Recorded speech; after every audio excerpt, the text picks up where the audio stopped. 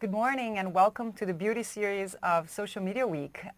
We're here today to present the beauty of facts, not fiction, with Ron Robinson from BeautyStat. Thank you. Oh, thank you very much, Andrea. It's a pleasure to be here. Thank you for having me. No, pleasure. We are going to talk to Ron today about BeautyStat, his latest startup and company.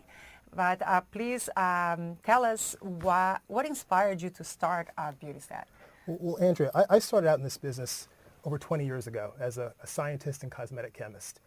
I've developed really hundreds of products for several big companies. I used to work at Clinique, Estee Lauder, Avon, Revlon, Lancome. Wow. And I developed a lot of successful products. A lot of women really loved the products that I developed.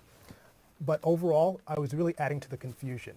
I don't need to tell you how many thousands of products there are on the marketplace. And I created BeautyStat as a platform where women could exchange. We're allowed here. And Go ahead. Connect and actually get beauty advice and recommendations from me and my expert team.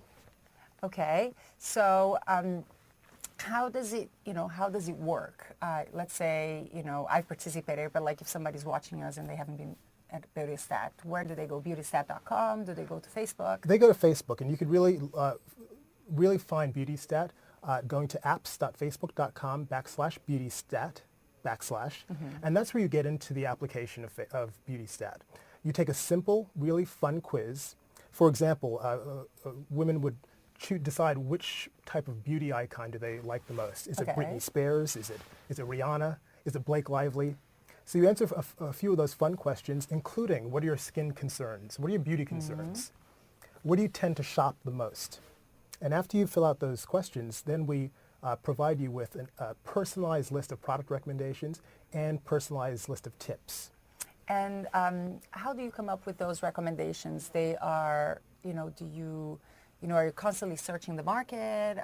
Tell us how Absolutely. Does it work? Basically, me and my team spent almost a year looking at the thousands of products on the market, looking at the ingredients, the technology, and talking to other women to find out, did those products actually work? And we narrow down a very precise selection of products that are targeted to different beauty and skincare needs. And, okay, great. And tell us about the experts. I think this is a very interesting spin and a differential for BeautyStat because I think the biggest challenge in the industry is that we do not have access sometimes to the developer or to, we can read about it. And more with social media we are, but traditionally, we don't have someone that you can go and say, I have a wedding tomorrow, what should I wear?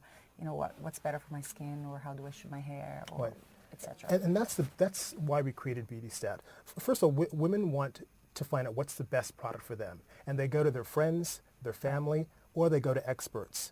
What BeautyStat does is provide this unbiased environment where they could go directly to an expert. We've had dermatologists. We've had Sam Fine, who's a celebrity makeup artist. We've had our members be able to connect and ask these experts a question directly, and the experts reply back. So we just wanted BeautyStat to be this unbiased platform where, again, women could connect with each other as well as connect with experts. So I guess that brings us to the tagline, beauty of facts, not fiction. How did you come up with that, and why is that so powerful? I think it's very powerful. Well, I think we came up with that based on where the marketplace was going in terms of the exaggerated claims, and people just weren't believing a lot of the marketing hype. And BeautyStat works to help the consumer cut through that clutter so they can better navigate the beauty space. So it's really about getting to the facts. Does the product really work? Can we get that expert to come here and talk to us and really tell us what's unique and different from that product versus others on the marketplace? Absolutely, that's great. And let's talk a little bit more about from the brand side. We're talking a lot about how women can benefit. How can brands benefit from this community? Because there's a lot of conversation. There will be a lot said there that it's great feedback for companies in an independent environment, that it's not branded or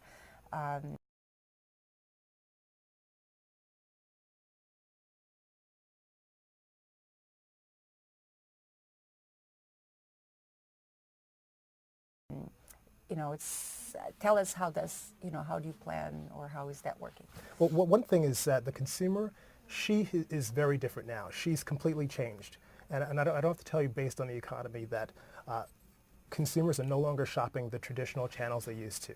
You know, the department store shopper, she's now shopping mass market, she's shopping the drugstore, she's shopping specialty, she's doing direct, buying directly from brands.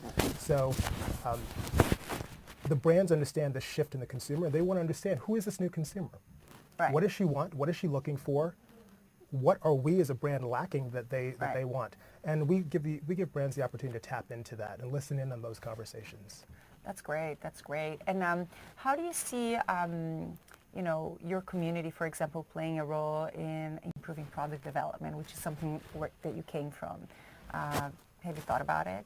Absolutely. I think, again, brands get to listen in on the conversations. They get to hear firsthand from consumers, what do they like and dislike. They could then take that learning and then make new products or improve their existing products based on that type of information. And if they come to you and say, can you help me? Are you able to help them? Absolutely. And I think these days it's all about getting the consumer involved. It's no longer companies just putting a product on the market and saying, this is the best, you've got to use it. Companies are really looking for the consumer to answer, to help guide them in what products should be launched. And BeautyStat's a perfect platform for both the consumer and the beauty brand for that purpose. So how do you see the next 5 to 10 years? Do you think more and more, because traditionally I think beauty and fashion has always been about, you know, coming up with the next trend, and consumers almost expecting them to feed the next trend. Is that a shift there? There will be a shift. In other words, it's going to go both ways.